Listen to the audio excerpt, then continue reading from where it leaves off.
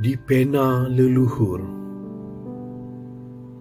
diukir kata, bukan sekadar aksara, tapi roh yang nyata, mengalir di lidah, meresap di kalbu.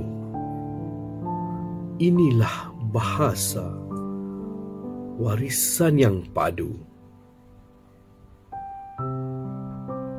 Bukan hanya alat ucap penyambung bicara, ia cermin budaya, pusaka negara. Di sebalik madah tersimpul makna nan dalam. Kisah silam terpahat tak pernah tenggelam.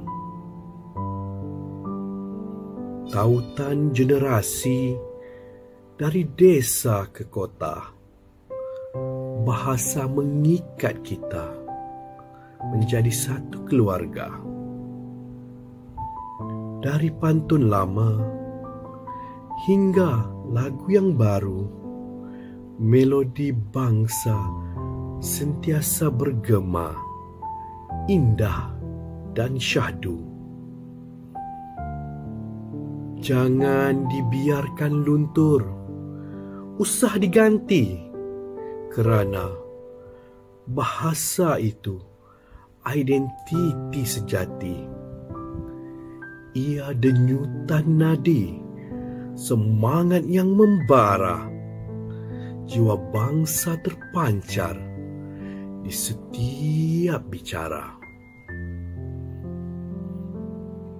Mari kita jaga, semarakkan selalu, agar warisan ini kekal abadi, tidakkan layu.